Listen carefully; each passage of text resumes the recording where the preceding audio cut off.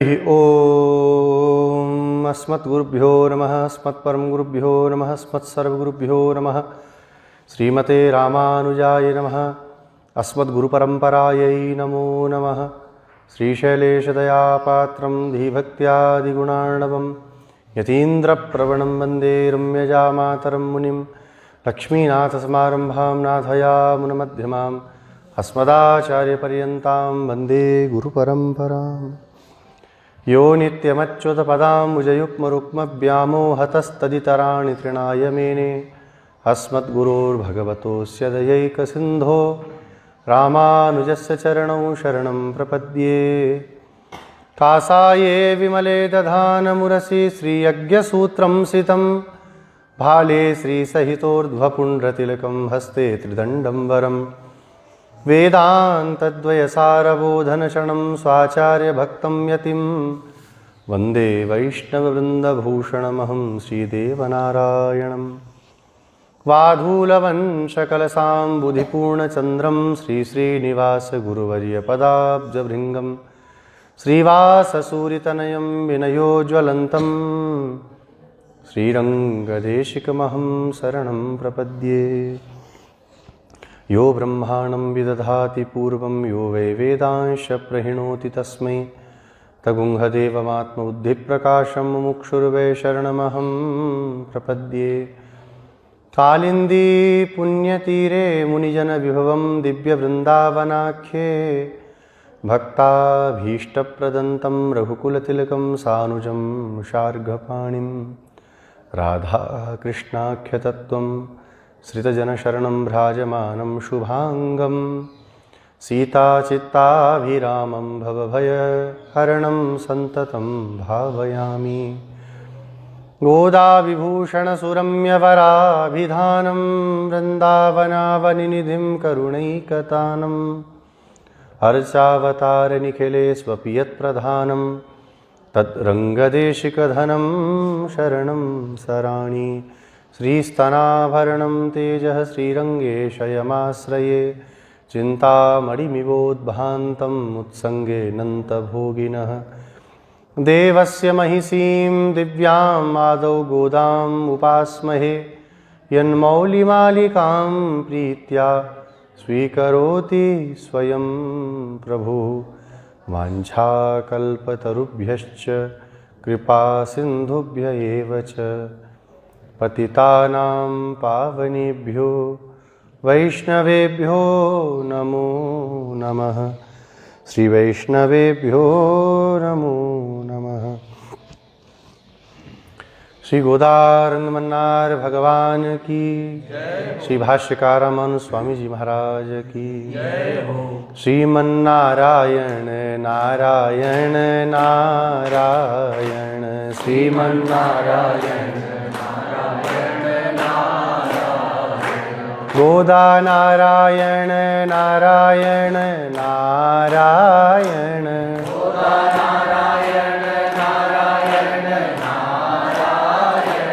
रंग नारायण नारायण नारायण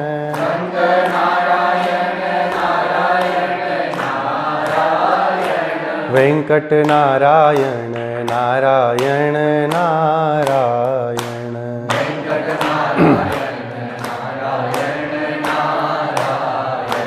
वरद नारायण नारायण नारायण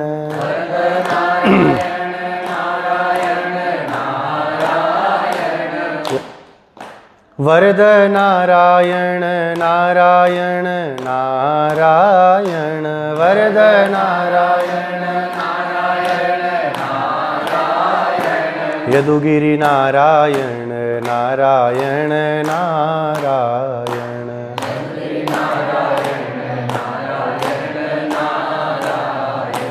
यतिवर नारायण नारायण नारायण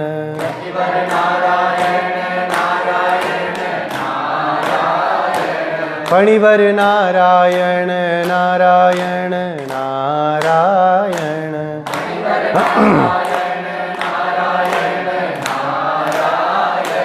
गुरुवर नारायण नारायण नारायण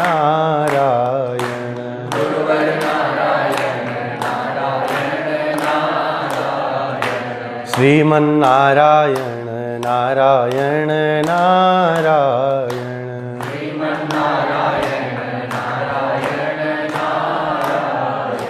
भजमन्नारायण नारायण नारायण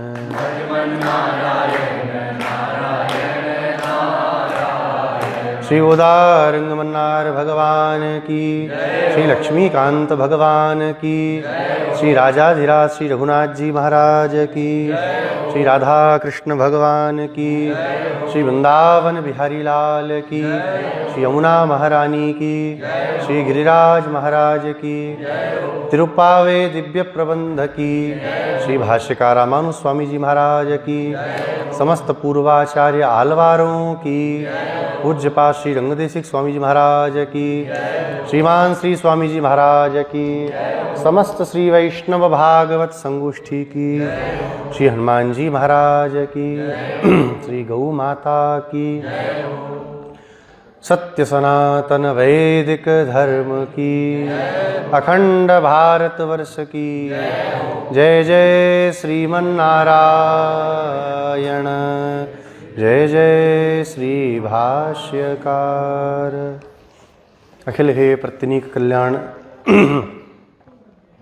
गुणेकतान श्वेतर समस्त वस्तु विलक्षण सच्चिदानंद घन भक्त वांछा प्रपूरक गोदाधव श्री रंगदेशिक धन भगवान श्री गोदारंगमन्नार, कृपा समुद्र भगवान श्री भाष्यकार श्री रामानु स्वामी जी महाराज, परम पूज्य प्रातः स्मरणीय श्री स्वामी जी महाराज, विराजमान श्री माधवाचार्य स्वामी जी महाराज, समुपस्थित समस्त श्री वैष्णव भागवत वृंद। कल की गाथा में 4 लोगों का उत्थापन हुआ। सबसे पहले नंद बाबा, दूसरे नंबर पर यशोदा जी, तीसरे पर भगवान, चौथे में दाऊ जी।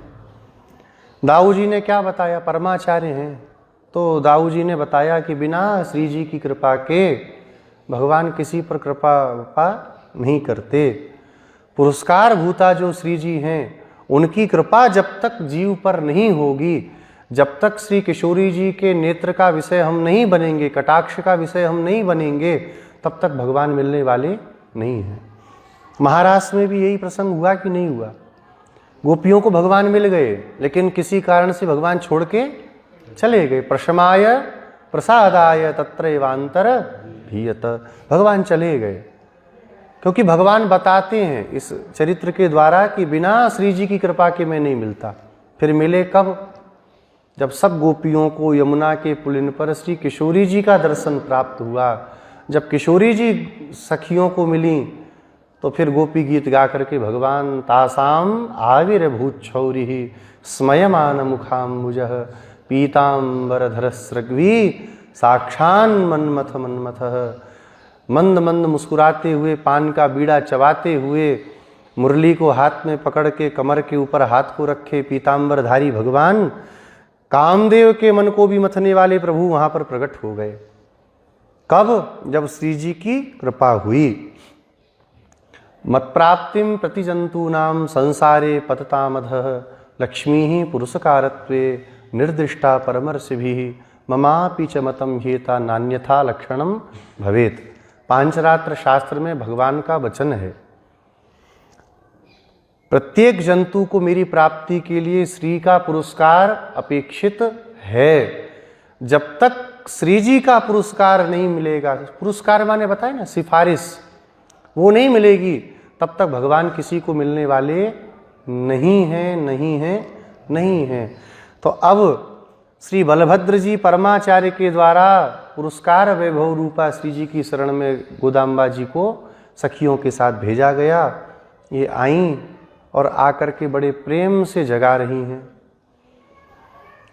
प्रवहन मद जल गजाधावद भुज बलवन नंद गोपाल स्वश्रिये नीले गंध परिमलित केशे द्वारम उद्घाटय आगत्य सर्वत्र कुक्कुटा वयन्ति भो माधवी मंडपे अनेकवारं कोकिलगणाः कूजन्ति भो कंदुकपूर्णांगुले तन्मातुलेय नाम गातुम रक्ततामरसकरेण गुणपूर्णबलयेषु शब्दायमाने स्वागत्य उद्घाटय संतुष्य भोजानीता अस्मच्छंदः। तिरुप्पावई की 18वीं गाथा बहुत अद्भुत है। श्री कृष्णपाद स्वामी जी विषय इस गाथा के संबंध में लिखते हैं, इयं गाथा अस्मत् स्वामिनो रामानुजस्य विशेष प्रीतिकरा प्रीति विषया। यह गाथा हमारे स्वामी, हमारे आचार्य, हमारे सर्वस्व, हमारे नाथ रामानुज स्वामी जी के लिए विशेष प्रीति का विषय है। एक कथा आती है, रामानुज स्वामी जी का एक नाम है तिरुप्पावई जीयर। नित्य कालक्षेप की परंपराएं तब चलती थीं। श्री महापूर्ण स्वामी जी के घर में सब लोग जाते थे, रामानुज स्वामी जी भी जा रहे थे। उस दिन थोड़ा सा कहीं विलंब हो गया तो द्वार बंद हो जाता था। देखिए, दो तरह की बातें होती हैं, एक समाज में बताने वाली, एक अंतरंग गोष्ठी में रखने वाली। ये सब जो लीलाएं हैं ये समाज के लिए नहीं है, संसारी इसको समझ ही नहीं सकते। वो कहेंगे पता नहीं क्या हो रहा है। इसलिए संसारियों से इन चीज़ों को बहुत बचाना चाहिए। ये केवल अंतरंग जो भक्त हैं उनके अनुभव के लिए है। चैतन्य महाप्रभु जी के चरित्र में एक बात आती है, जयदेव जी के द्वारा एक बड़ा सुंदर अद्भुत ग्रंथ लिखा गया, नाम सबको मालूम है, गीत गोविंदम। महाप्रभु जी एकांत में अपनी एक दो प्रधान शिष्यों को लेके बैठते थे और तब उसका उपदेश करते थे। तब उनका नाम भूल गया। जब भक्तमाल की कथा कर रहे थे तो वहाँ पर आया था ये प्रकरण। तो उन्होंने कहा कि प्रभु ये तो बहुत अच्छी चीज़ है, इसको तो सबको सुनाइए। बोले नहीं, सबके लिए गीत गोविंद नहीं है, ये उस अवस्था तक गए हुओं के लिए है जो भगवान के सिवा कुछ सोचते ही नहीं है, उनको ही सुनने योग्य है। ऐसे तिरुप्पावई है, हमारे रहस्य ग्रंथ हैं, ये सब परमय कांति वैष्णवों के लिए हैं जिनका उपायांतर देवतांतर सब छूट चुका है। हम लोग अपने स्वामी जी के पास, स्वामी जी ये 2009 की बात होगी, दीक्षा के तुरंत बाद की। 8 में दास की दीक्षा हुई, 9 की ही बात है या 10 की होगी।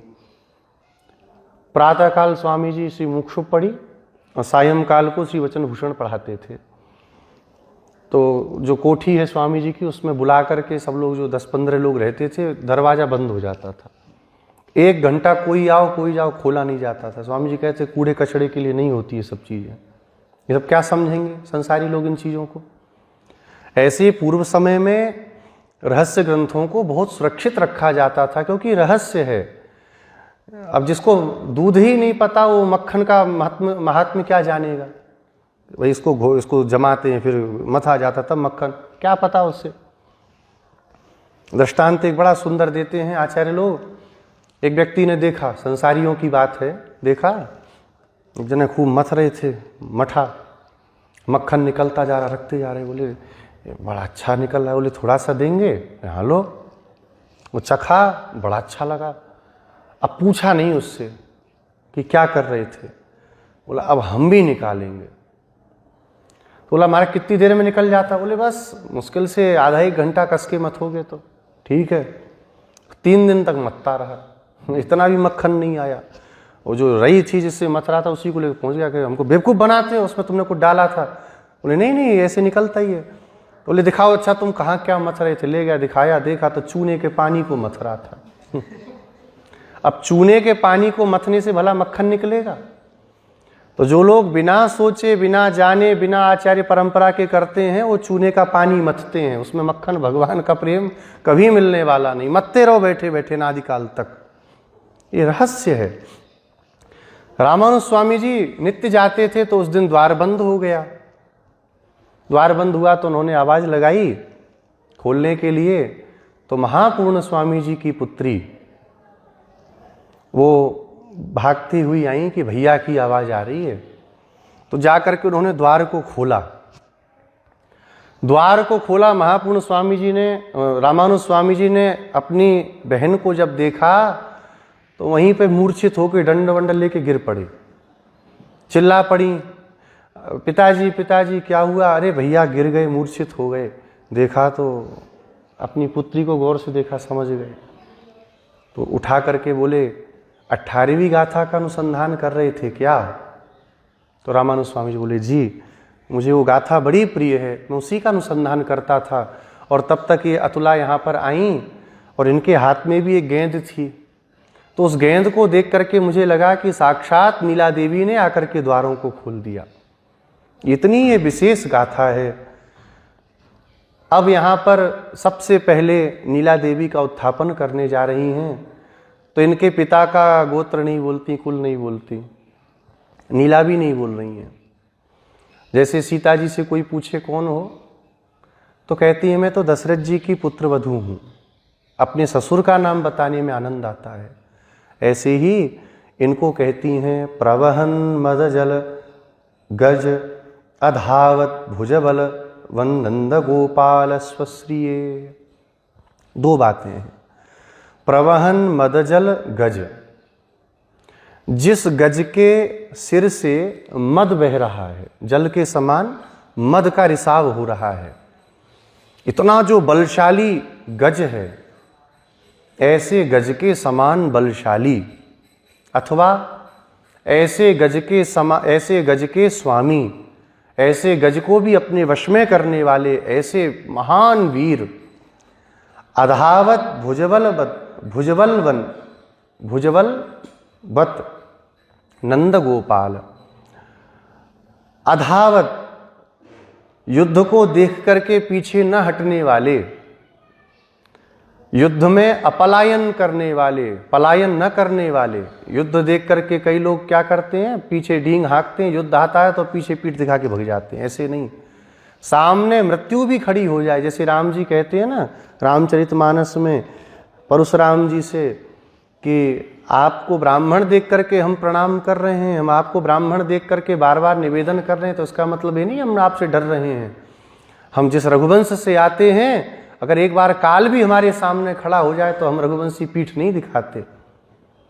ऐसे ये श्री नंद जी हैं जो काल को भी पीठ दिखाने वाले नहीं हैं, पराक्रमी हैं। इनके पराक्रम से भयभीत होकर के कंस कभी नहीं आता।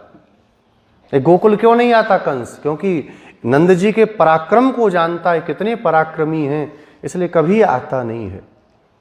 बड़े बड़े हाथियों को अपने भुजबल के द्वारा रोकने वाले महापराक्रमी श्री नंद गोपाल की सुश्रिये, ए बहन की बेटी कीर्ति जी हैं। अब देखिए थोड़ा सा एक बात और कर लेते हैं, क्योंकि हर बार 5 साल, ये 5वां साल है दास का, तो 4 साल स्वामी जी झगड़ा हुआ ही है इस विषय पर, तो इसलिए पहले से ही दास बोल दे रहा है। ये नीला देवी कौन है? भगवान की दिव्य जो महिषी हैं, श्री भूमि और नीला। अपने वैकुंठनाथ भगवान का मंदिर है, दर्शन करिए। तो महालक्ष्मी, फिर भूमि देवी और श्री नीला देवी। ये नीला देवी कौन है? दाक्षिणात्य आचार्य इनका अनुसंधान नप्पिन्नई के रूप में करते हैं। इनके पिता कुंभ नाम के एक गोप हैं, जिनकी ये पुत्री हैं। 7 वृषभ थे इनके यहाँ, वृषभ माने बैल। उनको एक साथ अपने वश में करके भगवान श्री कृष्ण ने इनके साथ में विवाह ब्रज में किया। ये ब्रज की गोपी हैं नप्पिन्नई। कथा कहाँ आती है? पूर्वाचार्य अनुसंधान करते हैं। हमारे पूर्वाचार्यों के ग्रंथों में नप्पिन्नई जी का नाम बहुत है।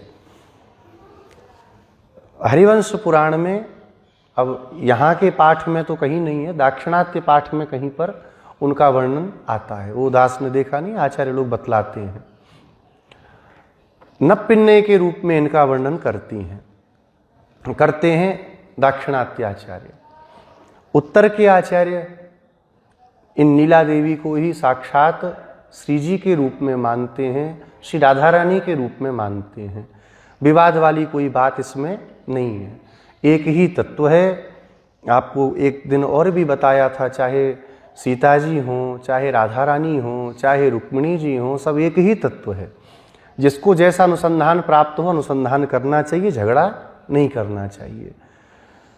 श्री उत्तर के जो आचार्य हैं हमारे, वह इनको नीला देवी को राधा रानी ही कहते हैं। वर्तमान जो तोताद्री स्वामी जी हैं, दास स्वामी जी गया था, वो अपने हैं ना राजगोपाल भगवान मन्नारगुड़ी, तो मन्नारगुड़ी में स्वामी जी का चातुर्मास चलता था। तो दास लोग पूछे कि स्वामी जी कि नीला देवी कौन है, नीला तुंगस्तन गिरि तटी जो बोलती हैं, नीला देवी कौन है? तो स्वामी जी भी यही समाधान दिए, कहे कि हम लोग नप्पिन नहीं कहते हैं, आप लोग राधा रानी कहते हैं, आप उनको मानिए, हम इनको मानते हैं, इसमें कोई झगड़े वाली बात नहीं है। अब यहाँ तो नीला ही कह रही हैं, अब नीला जी का अवतार राधा रानी है, नीला जी का अवतार नप्पिन नहीं है, क्या दिक्कत है? कोई दिक्कत की बात नहीं। स्वश्रिये, स्वश्रिया किसे कहते हैं? बहन की बेटी को। अरे बहन की बेटी, जो कीर्ति जी हैं नंद जी उनको अपनी बहन मानते हैं। अरे बहन की बेटी उठ जा। बोले ऐसा क्यों कहती? बोले नंद जी का संबंध सुनेंगी तो प्रसन्नता होगी कि देखो नंद जी से मुझे जोड़ा जा रहा है। उठ जाओ हे नीले, हे नीले, हे राधा रानी, अब आप उठ जाओ, बहुत देर सोने का कोई प्रयोजन नहीं है। बोले क्या करेंगी उठ करके? बोले हम सबके ऊपर पुरस्कार करेंगी। गंध परिमलित केशे द्वारम उद्घाटय। दिव्य सुगंध उनके कक्ष से आ रही थी।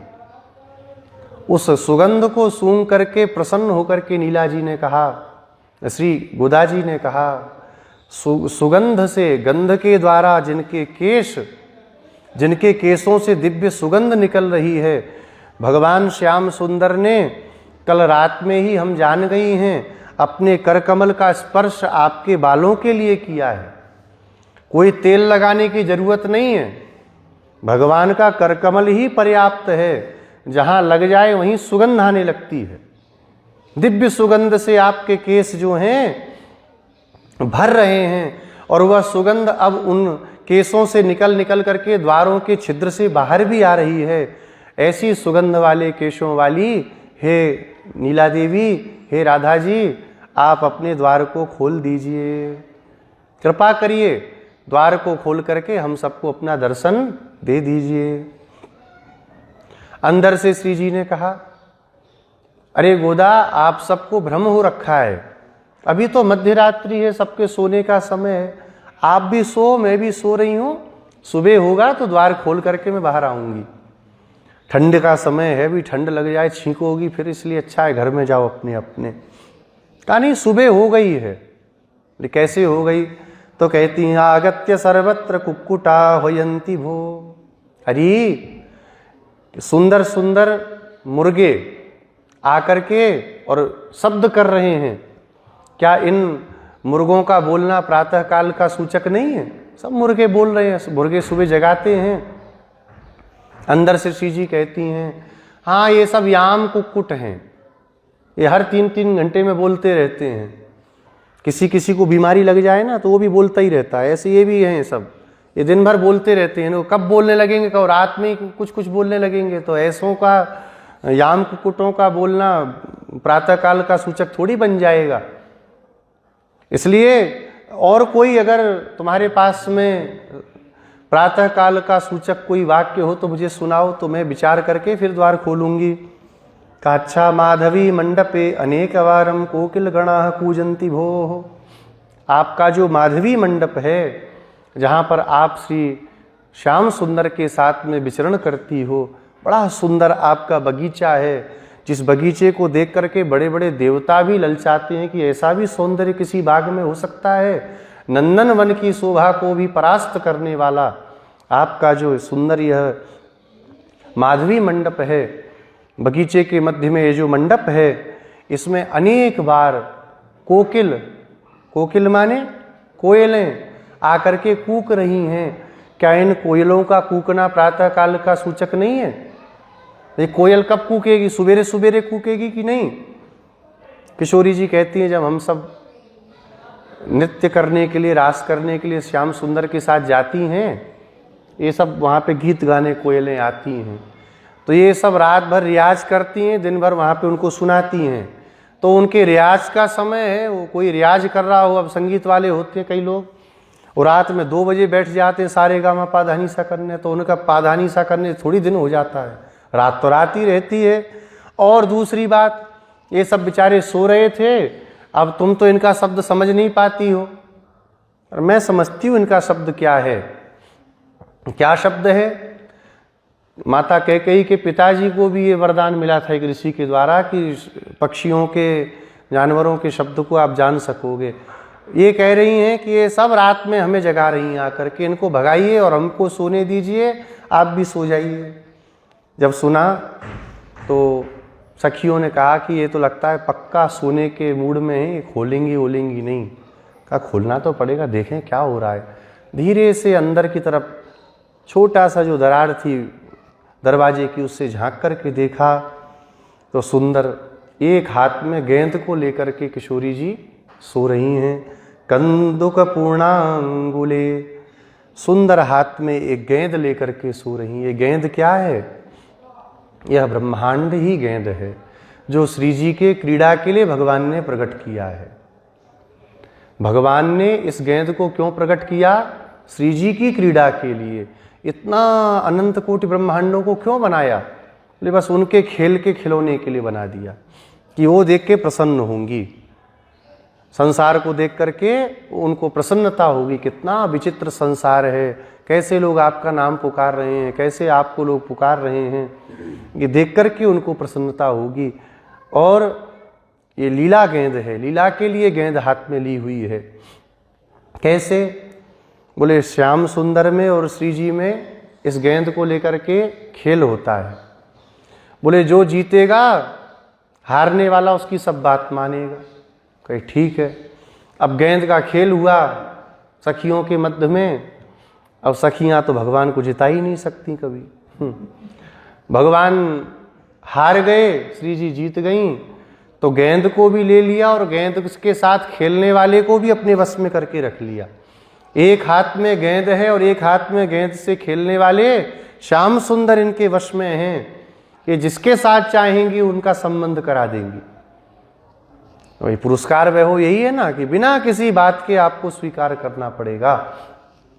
तो गेंद को लेकर के सो रही हैं। यह लीला की गेंद है। अपने जब प्रणय कलह लीला होती है तो वहां पर भी श्री जी कहती हैं मेरी गेंद को लेकर के गया है। भगवान वहां भी गेंद चुरा लेते हैं। वहां पर फिर उनको मारा जाता है, वो गेंद बना के पुष्पों की, बड़ी सुंदर दिव्य गेंद है। ऐसी गेंद को लेकर के आप सो रही हो। चेतन के होते अचेतन से क्यों खेलना?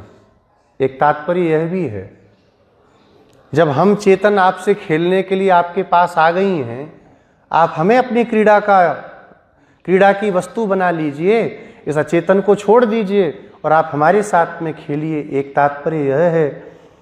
तो अंदर से आवाज आई, श्री जी ने कहा क्या करोगी?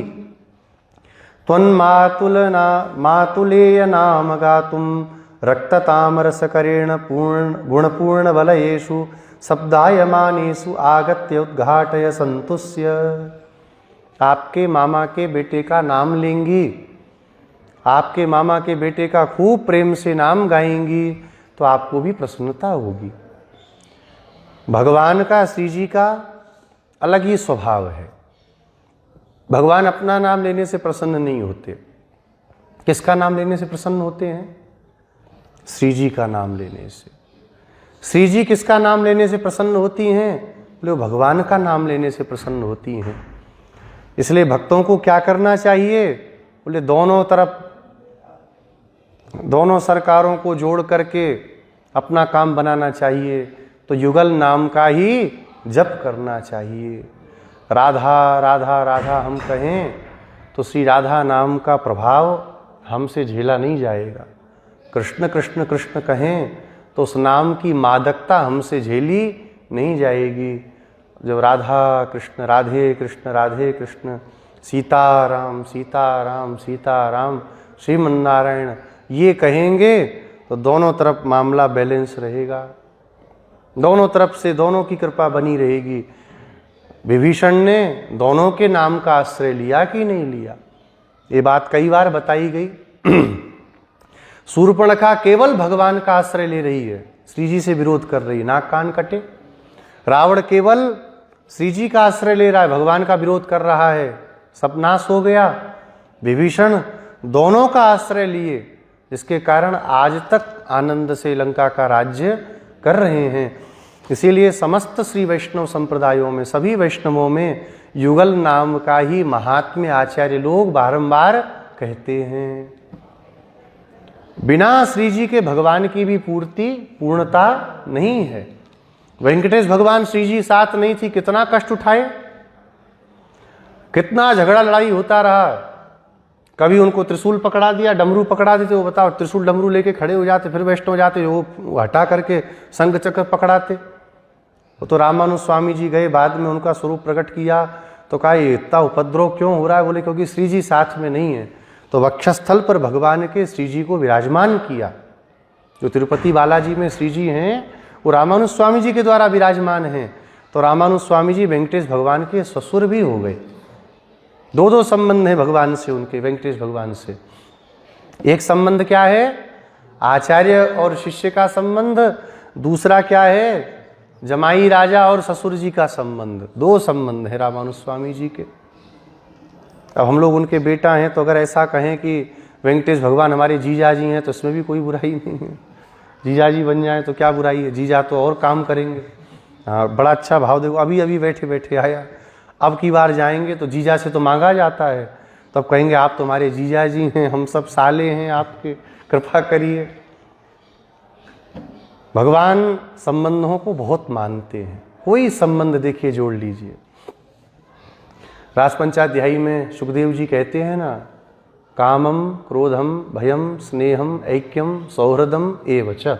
कुछ भी हो जाए इसमें से एक भी संबंध हो जाए, भगवान कृपा करते हैं।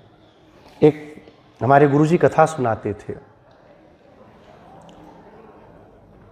इसी सत्संग भवन में स्वामी जी कथा सुनी थी हम लोगों ने 2010-11 में, जब गुरुजी कालक्षेप करते थे तो सुबह सुबह आए थे, तब सुनी थी। एक बालक था मिथिला में, और अपनी माँ के साथ रहते थे। पिता का परमपद हो चुका था और कोई भाई बहन थे नहीं, इकलौते थे अपनी माँ के। रक्षाबंधन का समय आया, सब लोग अपने अपने राखी बंधा करके बच्चे आते थे, दिखाते थे, ये देखो ये देखो, तुम्हारे कहाँ हैं, तुम्हारे कहाँ हैं? तो बोले भैया हमारी बहन ही नहीं है। बोले ऐसा थोड़ी होता, बच्चों की बात। बोले बहन ऐसे थोड़ी होता है, सबकी बहन होती है। भगवान ऊपर से सबके लिए बहन भेजता है, हमारी सबकी बहन है, तुम्हारे भी होगी, जाओ पूछो अपनी मैया से। ये गए अपनी माँ के पास और जाके बोले माँ हमारी बहन कहाँ है? तो माँ ने कहा बहन तो नहीं है। तो रोने लगे जोर जोर से, 4-5 साल की आयु, रोने लगे। ऐसे थोड़ी होता, सबकी बहन होती है, हमारी भी कोई बहन होगी। तो माँ ने सोचा कि अभी क्या इसको कैसे शांत कराओ, तो कह दिया हाँ हाँ बहन है। तो फिर झूठ क्यों बोला? बोले यहाँ नहीं है, ये कह रही थी। कहाँ है? वो अयोध्या में है। अच्छा, क्या नाम है? बोले मैथिली नाम है। तो शादी हो गई? बोले हाँ। किससे हुई? बोले रघुनाथ जी से। तो यहाँ क्यों नहीं आती? रक्षाबंधन पे तो आना चाहिए, सबकी बहनें आती, हमारी बहन नहीं आई। कहा बेटा इतना बड़ा परिवार है उनका, राज परिवार है, सब देख रेख करनी पड़ती ना, नहीं आ पाती बेचारी, तो हम लोग चलें फिर उनके पास। अब माँ ने कहा ये तो और झंझट हो गया। कहा अभी तो नहीं जाएंगे, फिर बाद में चलेंगे। रात में सोए, अब इनको नींद क्यों आए? बोले माँ तो नहीं ले जाएगी, हम ही जाएंगे। रात में भाग लिए मिथिला से। चलते चलते चलते अयोध्या पहुँचे, कुछ भी खाने पीने को नहीं मिला। भूख प्यास से संतप्त होकर सरयू जी के किनारे बैठ गए। कुछ महात्माओं की दृष्टि पड़ी, बुलाया इधर आओ। क्या नाम है? हमारा नाम प्रयागदास है। अच्छा अच्छा, कहाँ से आए? मिथिला से आए। किसके पास आए हो? वो हमारी बहन यहाँ रहती हैं। क्या नाम है? वो मैथिली नाम है। अच्छा अच्छा, जीजा जी का कुछ नाम मालूम है? हाँ हाँ, वो रघुनाथ जी। अच्छा, तो भाई देखो हमको तो पता नहीं, अब महात्मा सोचे कोई होंगे, आओ प्रसाद पालो। कहा नहीं, जब तक दीदी नहीं मिलेंगी प्रसाद नहीं पाऊंगा। अब पालो, भगवान का प्रसाद है, मना नहीं करो, नहीं तो नहीं मिलेगी। प्रसाद पाओगे तो जल्दी मिल जाएगी। अब छोटे से थे, पा लिया और पूरे दिन अयोध्या की गलियों में घूमते रहे। एक से पूछें, आपको पता है हमारी जीजा जी, हमारी दीदी जीजा जी? अब कोई इस भावना को जानता नहीं। रात्रि हो गई, थक हार करके कनक भवन के द्वार पर जाकर के पड़ गए। छोटे से सो गए। रात्रि में जब कनक भवन का द्वार बंद करके अर्चक लोग, पुजारी जी लोग बाहर गए तो साक्षात श्री जानकी मैया ने द्वार को खोल दिया। भोग का थाल लेकर के, सुंदर पकवानों को लेकर के आई, प्रेम से जगाया। प्रयाग, ओ प्रयाग, उठे। देखा कौन? मैं ही मैथिली हूँ जिसके लिए तू इतने दिनों से परिश्रम कर रहा है। देख करके चिपक के रोने लगे। कहा कि इतनी खराब हो कि इतना हम खोजे, आपको मिली नहीं? हाँ, कभी अपने भाई की याद नहीं आई? जब छोटे से उस बालक को रोते देखा तो श्री जानकी जी के भी नेत्रों से अश्रुपात होने लगा। कहा भैया क्या करूं, याद तो बहुत आती थी लेकिन आने का मौका नहीं मिल पाया। आओ अभी पहले प्रसाद पाओ। कहा नहीं, पहले राखी बांधो। श्री जानकी जी ने राखी बांधी, प्रसाद पाया। जीजा जी कहाँ हैं? बोले आ ही रहे हैं। तब तक सुंदर दिव्य अलंकारों से अलंकृत हनुमान जी पीछे पीछे हाथ जोड़े चल रहे हैं। श्री रघुनाथ जी आए, दर्शन किया। तो बाद में उनका एक कवित्व बड़ा प्रसिद्ध हुआ। नीम के नीचे खाट पड़ी है, खाट के नीचे करुआ, प्रयागदास अलमत्त सोवे राम लला को सरवा। हम तो राम जी के साले हैं, तो भगवान के साथ कोई एक संबंध हो जाए तो भगवान स्वीकार कर लेते हैं। आपके मामा के बेटे का नाम हम गाएंगी, आपको आनंद होगा, आपको प्रसन्नता होगी। श्री जी ने कहा अच्छा। तब तक उनके हाथों को देखा, वो अपने हाथों को ऐसे ऊपर कर रही थी, चूड़ियों को। जब चूड़ियों को ऊपर करने लगी तो गोदा जी कहती हैं, सुंदर रक्त कमल के समान आपके जो दिव्य हस्तकमल हैं, इनमें पड़े हुए स्वर्ण के जो कटक हैं, जो सुंदर चूड़ियां हैं, इनको ऊपर मत करिए, इनकी झंकार होने दीजिए। आपके हाथ की जो झंकार है वही हमारे लिए शीतलता प्रदान करने वाली है। शब्दाय माने सुआगत्य, उनको खूब बजाते हुए छम छम छम छम आप हमारे पास चल करके आइए।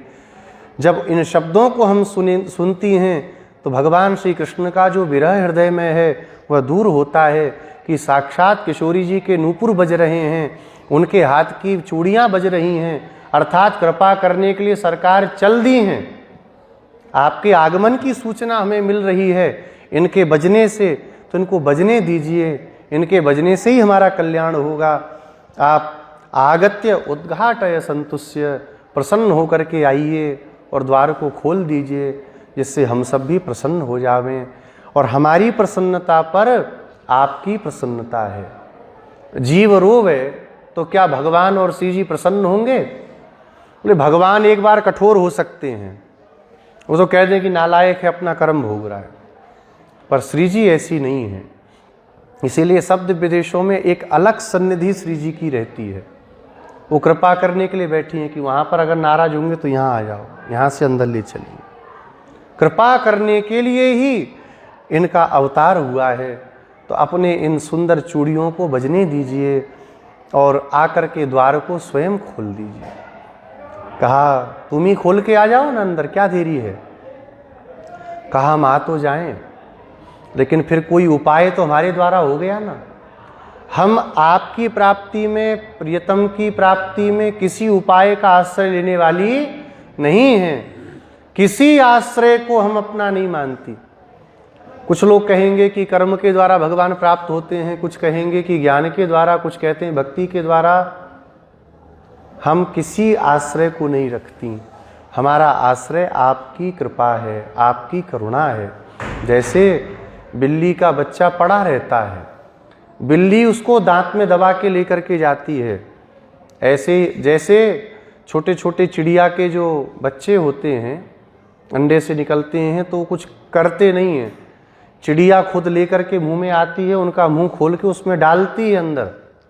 ऐसी कृपा आप हमारे ऊपर करिए। कितना अद्भुत भाव है। जैसे एक चिड़िया अपने बच्चे का पोषण करती है, स्वयं लेकर के खाने की वस्तु आएगी और उसके मुंह में अंदर डाल देती है, उसको कुछ करना ही नहीं है।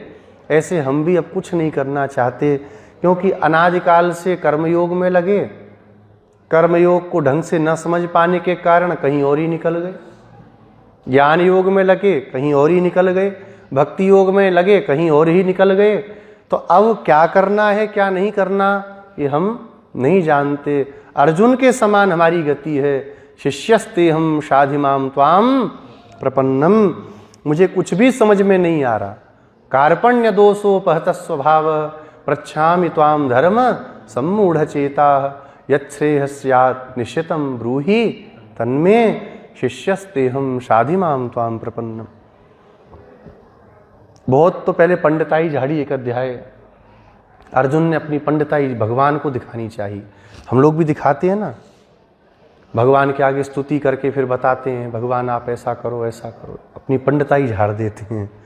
अर्जुन ने एक अध्याय में पंडिताई झाड़ी, दूसरे अध्याय में भगवान ने ऐसी डांट लगाई, कहा क्या मूर्खों की तरह बोल रहे हो, हाँ बस कुछ जो मन में आ रहा है बोले चले जा रहे हो, जो नहीं समझते तो नहीं बोलना चाहिए। विद्वान बनना चाहते हो हमारे आगे, जब देखा कि इनके आगे दाल नहीं गलेगी तो तुरंत सरेंडर। शिष्यस्ते हम, भगवान ने गीता का उपदेश किया और अर्जुन का कल्याण स्वयं भगवान ने किया। हमारे पूर्वाचार्य कहते हैं श्री वचन भूषण आदि दिव्य शास्त्रों में, भगवान आचार्य पद का भी निर्वहन कर देते हैं, है ना। भगवत प्राप्ति आचार्य कृपा के अधीन है। सदाचार्य की प्राप्ति न हो पा रही हो तो क्या होता है, बोले भगवान भी आचार्य पद का निर्वहन कर देते हैं। अर्जुन के लिए भगवान आचार्य पद पर विराजमान हो गए और आचार्य पद पर विराजमान होकर के अर्जुन के लिए भगवान ने गीता का उपदेश किया। जीवों का कल्याण भगवान सब प्रकार से करना चाहते हैं, ये तो हम नालायक हैं। भगवान कहते हैं कि हम किसी भी तरह कल्याण करेंगे और हम कहते हैं हम किसी भी तरह कल्याण होने नहीं देंगे अपना। यही जिद चल रही है अनादिकाल से। वो तरह तरह से अवतार लेके लुभाने के लिए आते हैं। कृष्णावतार में तो सोचे चलो नरसिंह रूप को देख के डर गए होंगे, मत्स्य कूर्म को देख के डरेंगे, इनके जैसा ही हो जाता हूँ। रामावतार लेके आए तब भी लोग दूर भागे, इतने बड़े महाराजाधिराज हैं, क्या हम बात करें। भगवान बोले चलो तुम्हारे जैसे ही हो जाते हैं, जितना छोटा तुम कहोगे उतने छोटे बन जाते हैं। भगवान कृष्णावतार लेके आ गए, गलियों में घूम रहे हैं, लोग मार रहे हैं। हमारे ब्रज में गीत गाते हैं ना, ऐसो वैभव वारो तौजे ब्रज में घेरे गाय, गाय घेर रहे हैं। ऐसो बली तऊ खेलन में ग्वालन ते पिट जाए, इतने बलवान हैं। भगवान ने बुला ही लिया, अभी एक है तो चलिए अब आप शब्दों को करती हुई आइए और आकर के आप इस द्वार को खोल दीजिए। अब संक्षिप्त में इसका रहस्यार्थ सुन लेते हैं। यहाँ पर अहंकार ही मदोन्मत्त हाथी है और उसका दमन करने वाला जो भुजबल है वह क्या है, ज्ञान है। भगवान के संबंध का जो, अपने संबंध का जो ज्ञान है भुजबल है। और आचार्य कौन है, वही नंदगोप हैं, जो ज्ञान के द्वारा इस हाथी का मर्दन करते हैं। अहंकार रूपी हाथी इतना बलशाली है, बड़े बड़ों को पटक देता है। कंदराओं में रहते हैं, घर परिवार शरीर का संबंध भी छूट जाता है, लेकिन जरा कोई ऐसे कर दिया, हमको जानते नहीं हो, तुरंत नाश कर देता है अहंकार। ऐसा ही अहंकार है। आचार्य अपनी शक्ति के द्वारा, शक्ति क्या है, ज्ञान का उपदेश के द्वारा अहंकार की निवृत्ति करते हैं। सुंदर केश क्या है, भगवान श्री कृष्ण के प्रति जो व्यामोह है, प्रेम है, वही सुंदर केशों की सुगंध है। बंद द्वार क्या है, अज्ञान ही बंद द्वार है। इसलिए अज्ञानी के लिए भगवान का द्वार सदा बंद ही रहता है। ज्ञानी जन, वैष्णव जन कौन हैं, वो कुक्कुट हैं, अर्थात मुर्गे हैं। वो दिन भर भगवान का नाम जपते रहते हैं। वरभवनी स्वामी जी सोते समय भी होठ चल रहे हैं द्वय मंत्र के अनुसंधान से, ऐसा दिनचर्या में आता है। वाल्मीकि ऋषि और व्यास जी, श्री नाथ मुनि, यमुनाचार्य जी, ये सब कोयल हैं जो सुंदर भगवत शास्त्र का उपदेश संसारियों के लिए कर रहे हैं। भगवान